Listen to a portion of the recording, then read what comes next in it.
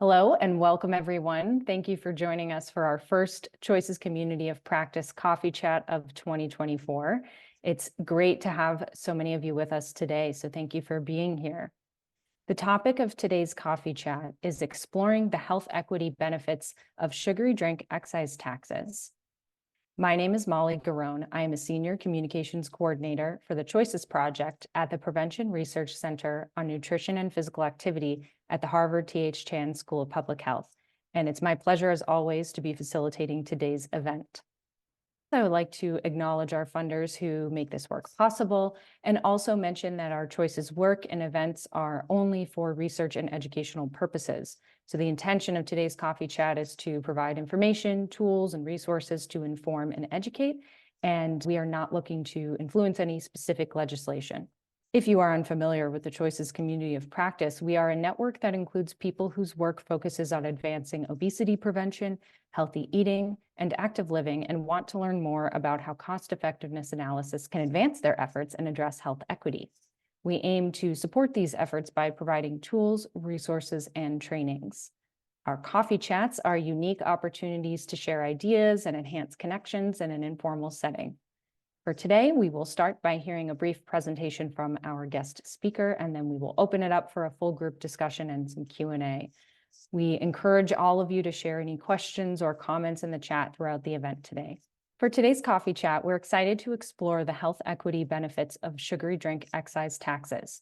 Over the years, these taxes have emerged as effective policies that can both reduce consumption of sugary drinks, which are linked to the development of many chronic health conditions, as well as being a helpful tool for raising revenue that states and cities can reinvest into their communities.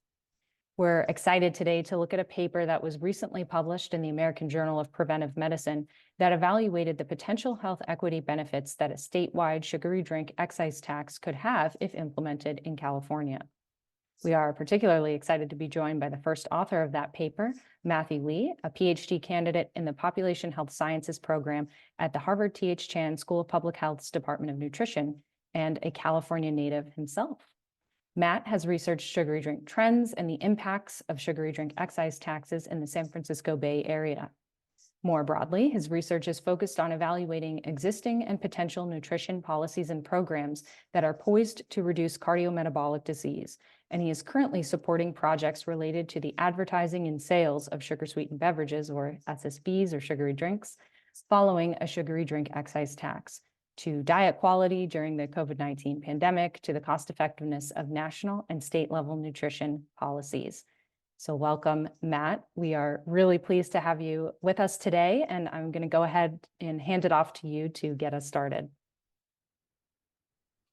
Great, thank you, Molly. Great, so like Molly said, my name is Matt Lee. I am a PhD student at the Harvard T.H. School of Public Health. It's really great to be here with you all today and share some thoughts and reflections based on work we've done projecting the impact of the California sugary drink excise tax over the next 10 years. Like Molly mentioned, California holds a really special place in my heart. I grew up in Sacramento and then spent a lot of time in Berkeley and in the Bay Area while a lot of these policies were being enacted as a grad student. So I've had the opportunity and unique experiences to experience some of the political action firsthand. So I want to start us out by making sure we're all on the same page about the pervasiveness of sugar-sweetened beverages, or SSBs, and how they contribute to health and health disparities in the US and globally. SSBs include beverages like soda, energy drinks, or fruit sports drinks, as well as any other items that have added sugar-based sweeteners. Consumption of SSBs is a major contributor to adverse health, and there's evidence from both randomized trials and observational studies that suggest associations between intake of SSBs and obesity, diabetes, and metabolic syndrome. While consumption of SSBs has declined overall in the US over recent years, more than 50% of all adults and 60% of children still reported consuming any sugary beverage on a given day, according to data from the NHANES. Even more concerning are disparities in SSB intake that exist along dimensions of race ethnicity. And so in the US, the prevalence in consuming SSBs is as high as 78% for non-Hispanic Black and 73% for Hispanic adolescents. And in a large comparative risk assessment, Some estimate that SSBs alone are responsible for nearly 13% of all cardiometabolic deaths for non-Hispanic Black individuals in 2012, which was a leading cause for that group for that year.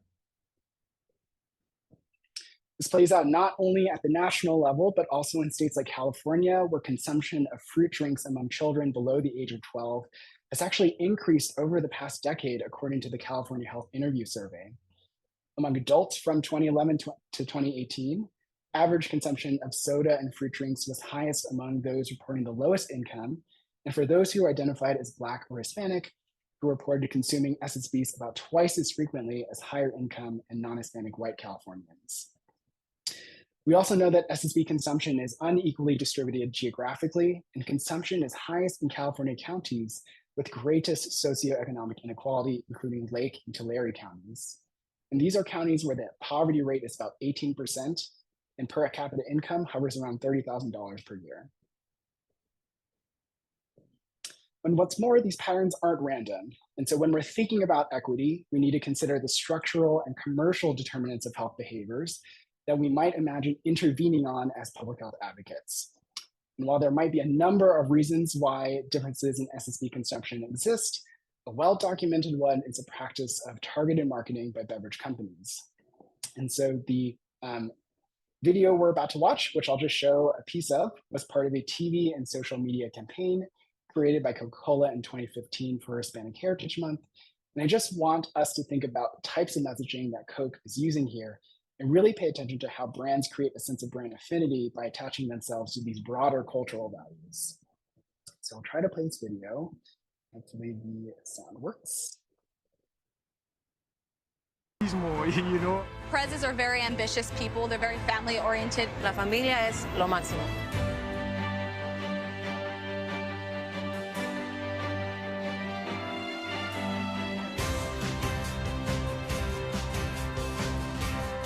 Hola. ¿Cuál es tu apellido? Garcias Rodriguez. Ortiz. Oh, it's backwards.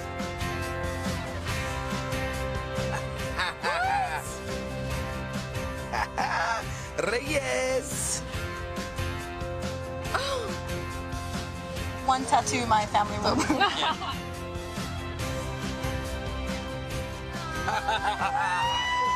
Yeah.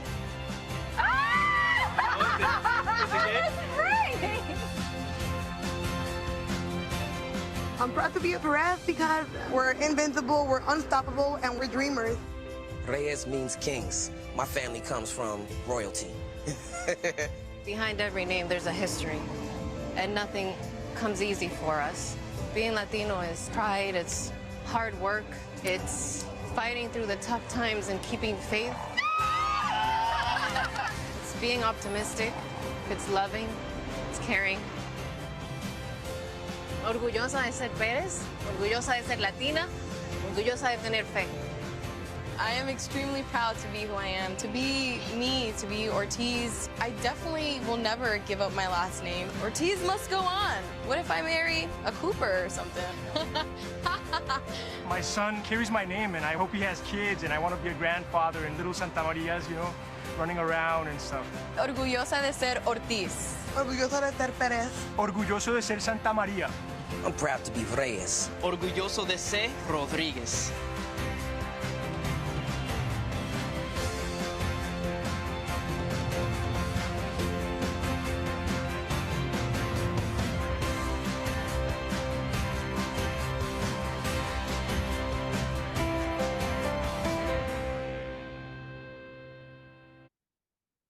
All right. Quick, has anyone seen this ad before? If they could post yes or no in the chat. No, okay. Excellent. So I'm glad to introduce you to some of the media campaigns that Coca-Cola has put out over the past years. It's a whole bunch of interesting, really interesting media coverage over reactions to this ad. And so I encourage you to sort of look it up after this call is over. And so it's against these disparities that taxing the distribution of SSBs is seen as one promising public health intervention to simultaneously curb consumption and counteract other industry drivers of intake. And to date, 7 cities in the US have enacted excise taxes on sugary beverages, including 4 in California. So far, evaluations of taxes have found them to be incredibly effective at reducing purchases and sales. I'll also note that the way these taxes work might differ based on the city. And so while most of these cities tax beverages with added sugar only, Philadelphia actually enacted a tax on both sugar and artificially sweetened beverages. And they did that for a number of reasons relating to perceptions of who drinks diet versus regular beverages and how that differs by social class. A common source of misunderstanding among the general public is how these excise taxes work in the first place. So we're not talking about a tax that gets added at the register that's paid directly by the consumer, but one that distributors themselves are required to pay based on the volume of their products. And so what happens is that those distributors are taxed at a rate, and they then raise the shelf prices of products that consumers see when they're making purchasing decisions at the store. And we know from studies that when you raise the price of sugary beverages, people purchase less of them. If people are spending less on sugary drinks, and if that happens more so among groups that have historically experienced greater health and disinvestment, then we might imagine that an excise tax would lead to improvements in health equity by reducing disparities in SSB consumption. Second, taxes generate important revenue that can be reinvested in communities and integrated into things like community health improvement plans in order to improve health equity further. And because of their wide reach, SSB taxes so far in the US generate over $133 million annually, and that's all money that can be used to advance population health. So taxes are theoretically a really great solution that comes with a broad range of benefits. But unfortunately, preemption laws have hindered new studies of taxes and left us with several policy relevant questions, including how taxes, number one, might alter downstream health outcomes, how they might work at the state level, and whether they're likely to improve health equity in the long run. To answer those questions, we use a microsimulation model developed as part of the Choices study to simulate the impact of the California tax over a 10-year period with a tax implemented in 2023 to understand the projected impacts to obesity and health equity. And this work was done in collaboration with partners at the California Department of Public Health, some of whom are on the call right now, and was just published last year in the American Journal of Preventive Medicine. And if you'd like to know more about the methods we use and why we think they're so reasonable, I'm happy to chat more offline, or you can go to our website for the technical documentation. So over 10 years, we found that a 2-cent per ounce California SSB tax would lead to $4.55 billion saved in healthcare costs, prevent 265,000 cases of adult obesity, and result in 113,843 quality adjusted life years gained compared to if no tax were implemented. The tax would result in about $112 generated in health-related cost savings for every dollar invested in implementation, owing to modest costs to actually implement and the pronounced reductions in SSB consumption we see following the tax. Our results also showed that SSB taxes are a prime example of a population-wide policy that also has the potential to reduce health disparities, at least those relating to SSB consumption and weight. And so we found that SSB-related intake and spending would be reduced across all racial, ethnic, and income groups. And we found that those with lower incomes and those identifying as Black or Hispanic were projected to experience the greatest declines in these outcomes, as much as 30 liters per year for those in the lowest income group.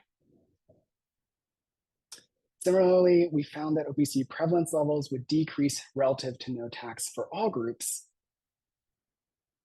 and that the largest reductions would be seen among Black, Hispanic, and lower income populations. So for example, reductions in obesity prevalence among non-Hispanic Black and Hispanic Californians were nearly twice the reduction among non-Hispanic white Californians.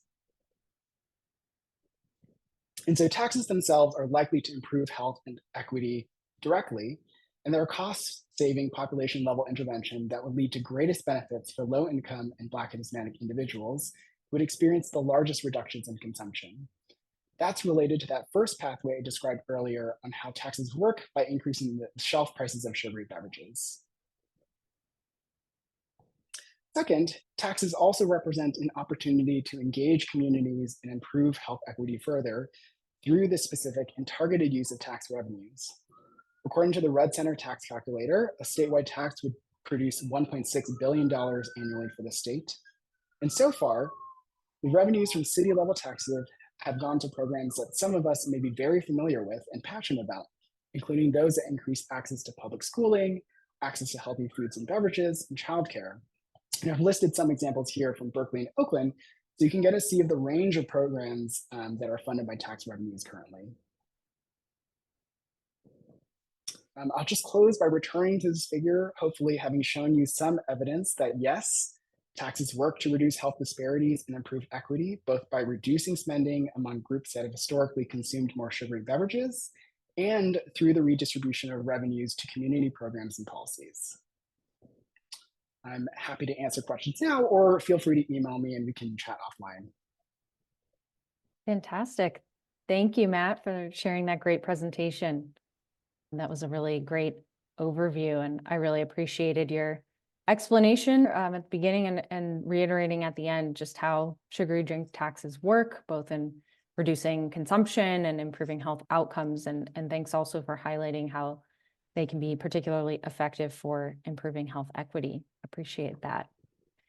So I think I will move us along to our Q&A and group discussion portion of our coffee chat now. And I'm going to start us off with a clarifying question for you, Matt. So I know you covered this very well at the beginning with the graphic, but I was wondering if you could just sort of reiterate a little bit more on the difference between an excise and sales tax, how they're different, and how an excise tax impacts consumer behavior. I know this is often something that is difficult to understand, so would appreciate just a little more expansion on that point. Yeah, let me go ahead and share that slide again so people have an idea of what I'm talking about. So yes, this is a point that people that are interested and advocates for SSB taxes come back to over and over and over again, because I think we think it's such a big component as to why taxes work. There are generally two types of taxes that you'll see in retail settings. So there are taxes that are excise taxes, which are sort of in the background that get added onto the shelf price of beverages and products because they're charged at the distributor level.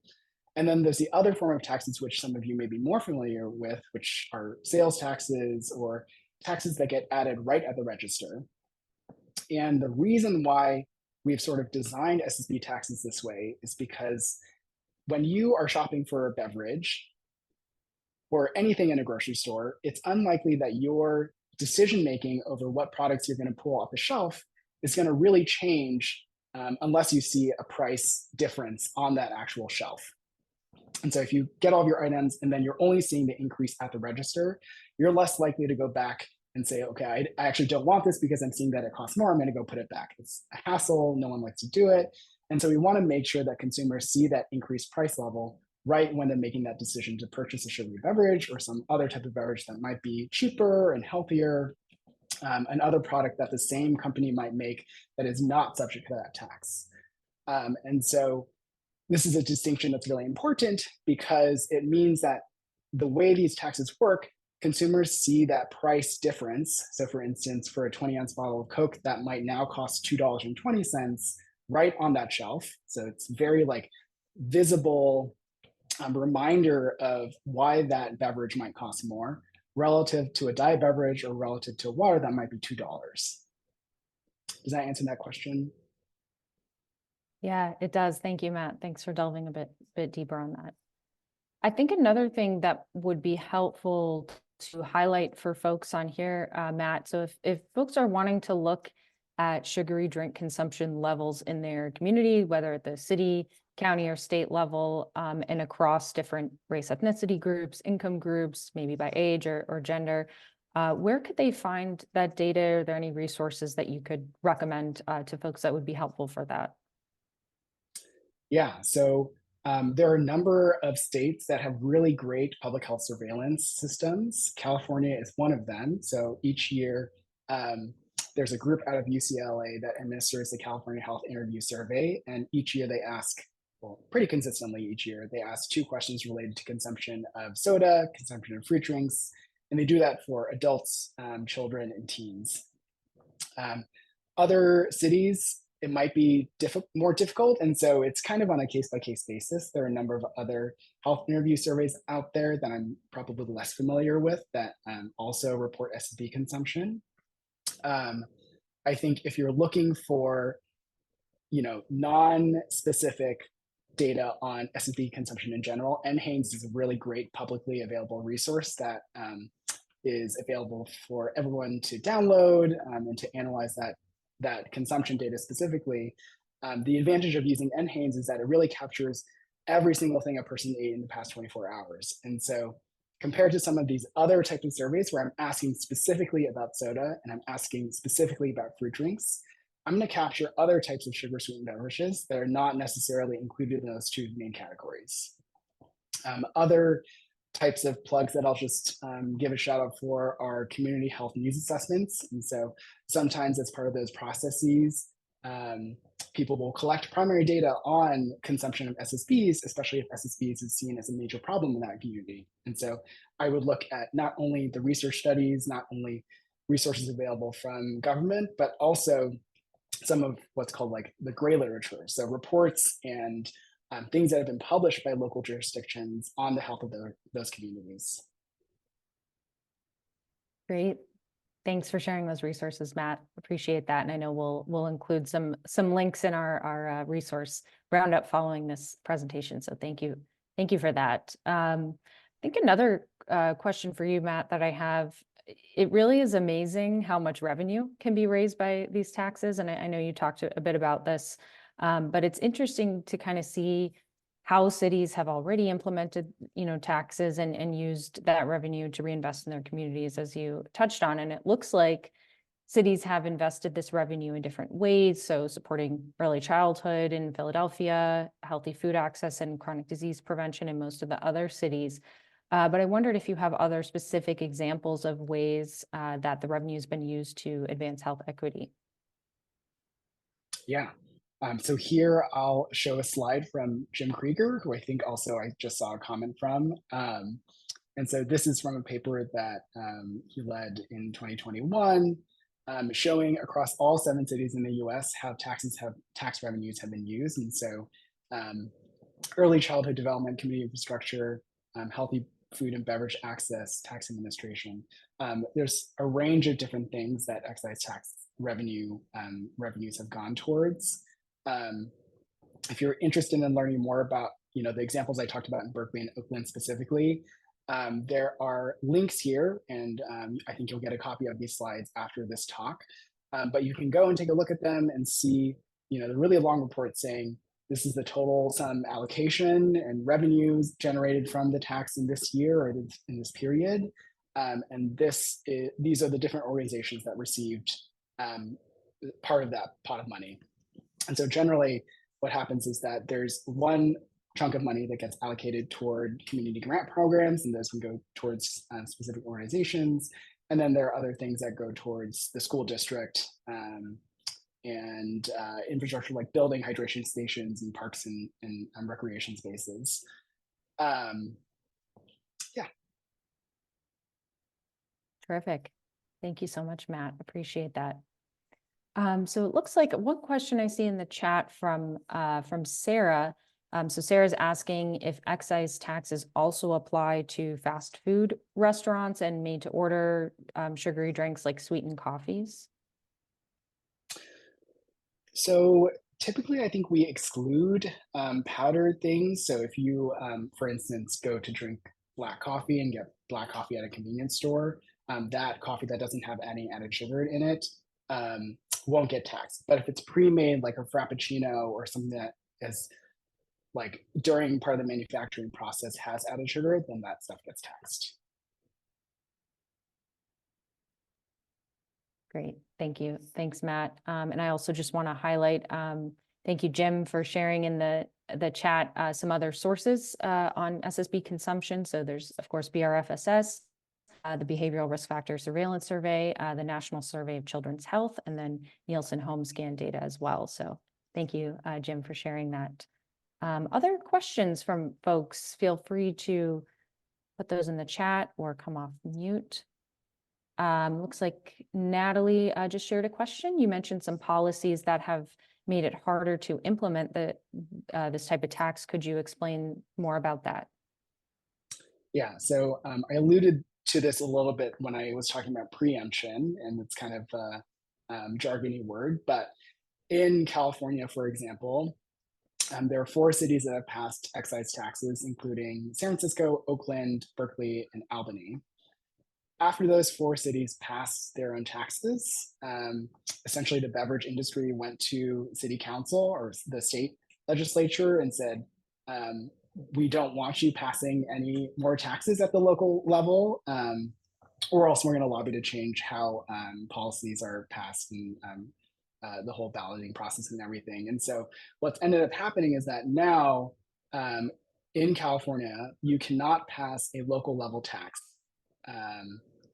And it expires after a certain year. And I'm not remembering the year off the top of my head, but the only way until that preemption law expires, 2030, thanks, is to pass a piece of legislation at the state level. And so that's why a lot of these researchers are now interested in estimating how can, what would happen if we did this at a state level, is to try to build the evidence to say, hey, there are a lot of benefits to passing this at a larger level. Politically, we can't do it at the local level. And so how can we start building the evidence to build political will towards the state level policy instead? Great. Thank you, Matt. And thank you, Natalie, for the great question. One other question that I have here, Matt, I was wondering if you could share some more findings about the reductions in household spending that would be projected. It sounds like people experiencing low income are projected to spend less if this type of tax was implemented. So could you expand on that, explain how that all works? Yeah, so it is something that we report on in the paper a bit. I'll show this figure. And so you can see that in both this slide and then some of the other results related to consumption and reductions in obesity prevalence. The differences are much more pronounced by race and ethnicity than they are by income as a percent of the federal poverty level. But you can still see that this is SSB spending per year over on the left-hand side on this y-axis. And you can see that those identifying as non-Hispanic, Black, and Hispanic reduce their spending by about almost $50 a year. And that's basically true of the 3 income groups on the left right here compared to the overall.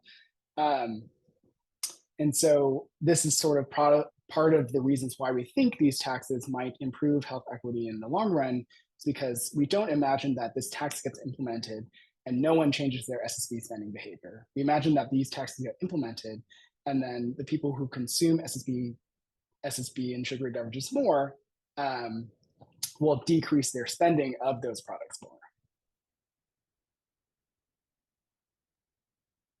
Thanks for walking us through that. It's helpful to see the graphs, so appreciate that. I want to highlight, Jesse, great to have you here with us, Jesse. Jesse was also involved in the study that we're talking about today with Matt, so just want to highlight that. But also, Jesse shared in the chat that the American Heart Association has given some great presentations on how industries are focusing on state legislatures as a preemption strategy, and they maintain a map of state policies that could be beneficial for people to check out. So thanks for highlighting that, Jesse. So another question I have, so I know the paper, Matt, kind of focuses on obesity prevention, but from a health perspective, what are some of the other health benefits that folks would see from reducing sugary drink consumption that are important for consideration in this strategy? Yeah, so in addition to weight, which we showed that an SSB tax would reduce or slow the rise in obesity trajectories, we also imagine that SSB taxes, as a result, would reduce things like diabetes and cardiovascular disease and other types of chronic health conditions. And it's actually something our team has been trying to figure out: how do we model the impact of these policies on a broader range of chronic health outcomes? Another intermediate outcome is dental caries that's been talked a lot about in the literature. And so, the main driver of dental caries is sugar. and how that can be very acidic in your oral cavity. And so reducing the amount of spending or the amount of S&P consumption can also help with that. Great. Very important other health benefits to highlight. So appreciate that. Other thoughts or questions from folks? And folks can feel free to come off mute. Yeah, Steve, go right ahead. I think Jim Krieger had a question on does the SSB spending include the taxes paid? Yeah, thanks, Steve. I did not see that. And the answer is yes. Thanks, Steve. Yeah, people are really willing to walk away from these beverages that are slowly killing them if the price goes up this much. And well, they spend less. And that includes the tax, yeah. Great, thank you.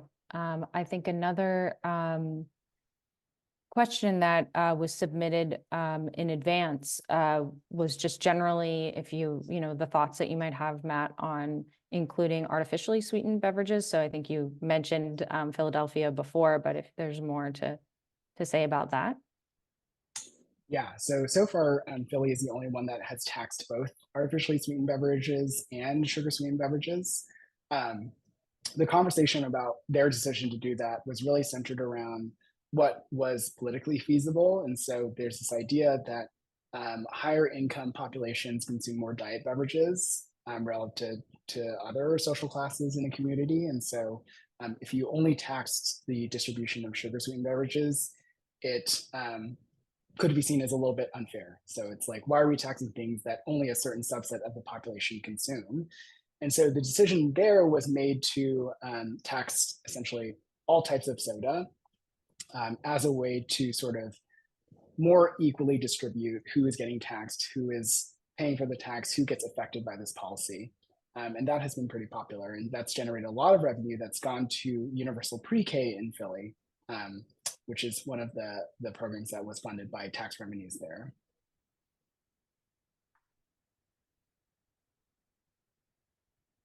Great, thank you for explaining that, Matt. Other questions from folks? Feel free to come on mute or raise a hand or pop questions in the chat. I know before with Jesse's comment in the chat about the map that the American Heart Association maintains. Looks like someone was asking for a link to the chat, and Jesse is looking out for that. May not be publicly posted, so thanks for that. And then Jim, thank you for sharing. In addition to what Matt said on that last question that we were just talking about, including diet beverages increase tax base and raise more money, which was primary goal for Philadelphia. So yeah, thanks for that additional context. Other thoughts or comments or questions from folks?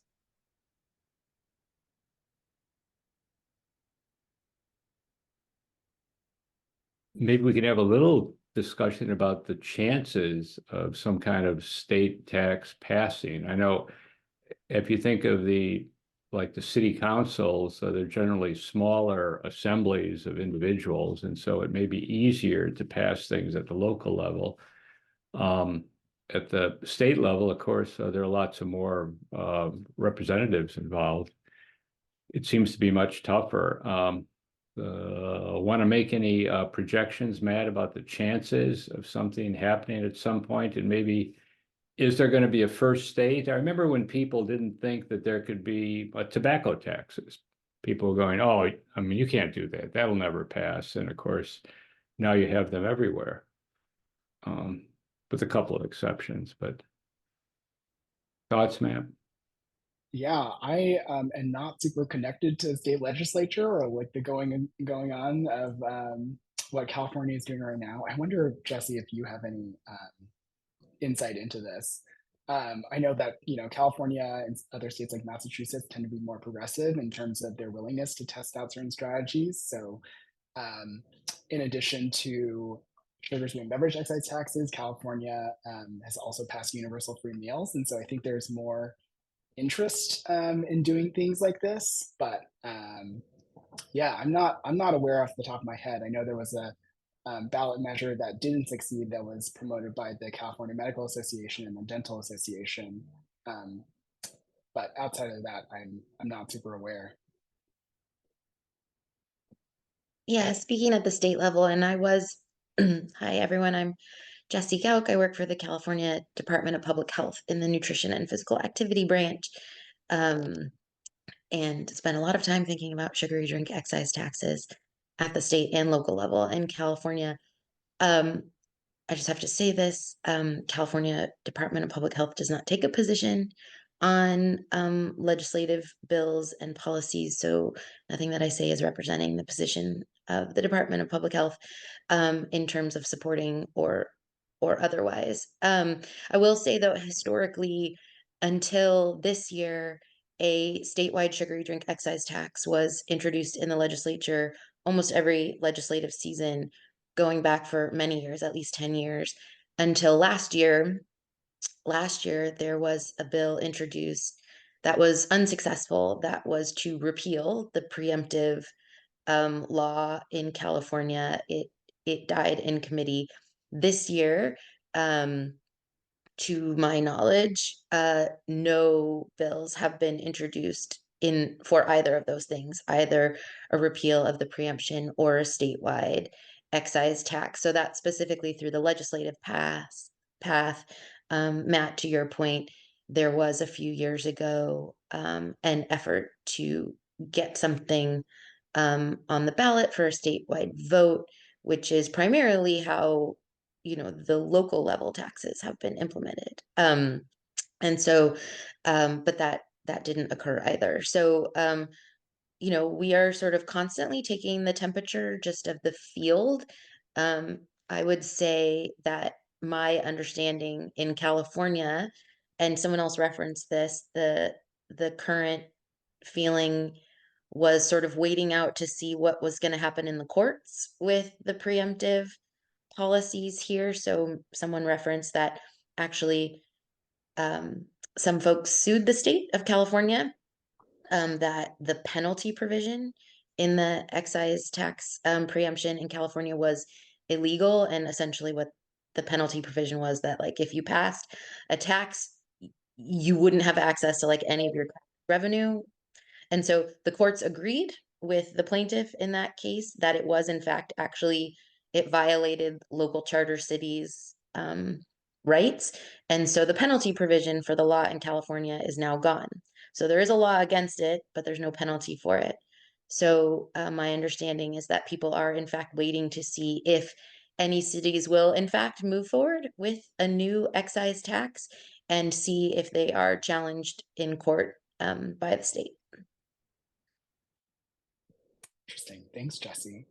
I'm also seeing some really great points made in the chat, one of which is that the tax is placed on distributors and not consumers. And so just want to reiterate that this is not a tax that we're targeting consumers on. It's really a tax that's aimed at distributors first and foremost. And then distributors have an opportunity as to whether they're going to pass on that tax to their customers and their products or not.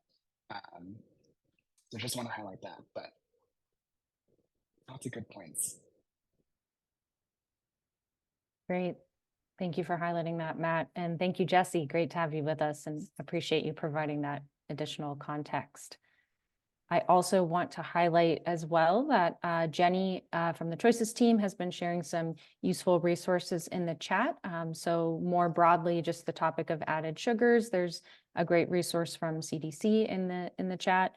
And then also a quick plug. So at Choices, we have a online tool, the National Action Kit 2.0, which includes results, new results about the impacts of a national sugary drink excise tax. So you can take a look at that. And we also have kind of a detailed report that goes along with that with more information and details. So invite folks to take a look at those different resources. But we have time for a few additional questions, one or two maybe, if folks have any.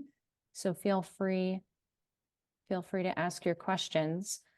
I'm also going to ask folks if there's something that you learned today or something that was really interesting that you're going to take away from today's coffee chat. We would really love to hear about that. So please share that in the chat as well. Any final questions or comments from folks?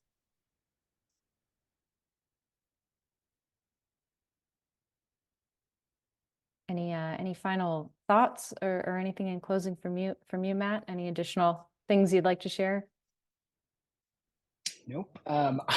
Good. I'm just so happy to talk to everybody here, and it's been a really interesting experience. And so if you have any other questions, I'm so happy to talk after this meeting, or you can shoot me an email. I'll post that in the chat as well. But it's nice, especially as a student, to try to give these presentations and do broader dissemination around work that I've done as a doctoral student. So thanks. Great, thank you, Matt. And I think I do see one quick question, so I think we can grab that one. To your knowledge, has anywhere only taxed the consumer and not the distributor? Is that? No, not to my knowledge. All the taxes in the US have been at the distributor level. There is an interesting argument, or not an argument, but there's a tactic from people that are against SSB taxes to try to frame SSB taxes as a tax on groceries, a tax on food. And so there is that narrative out there, but the actual legislation is targeted at the distributor, not the consumer. Great. Yeah, thank you for that distinction. And thank you, Shelby, for that question.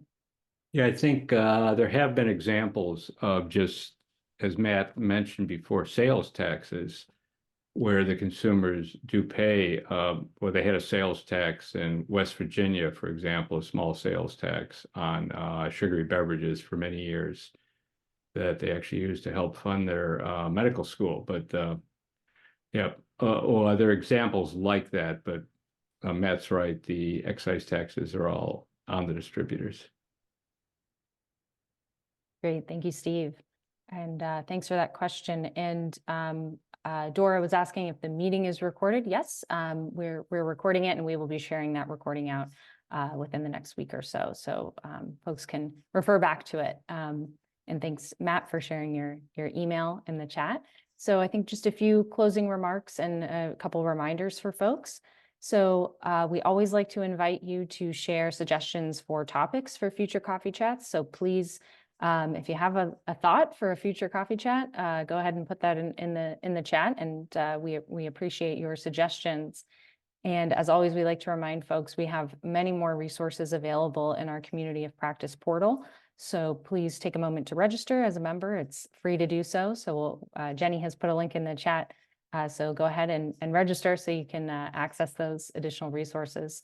There will also be a post-event survey that will pop up on your screen when you leave today. And we really welcome your feedback about your experiences. So thanks in advance for taking a few moments to respond to that. So we will be sharing a recording and a document with a list of the resources that we talked about today in our follow-up email. So be on the lookout for that. And lastly, we hope that all of you can join us again for our next coffee chat. It will be Thursday, February 22nd at 1 p.m. Eastern. So again, I'd really like to thank our speaker, Matt. We really appreciated having you join us to talk about this important research that you're doing, and also appreciate how you highlighted practical ways that this policy can improve population health. So thank you, Matt, and thanks to all of you.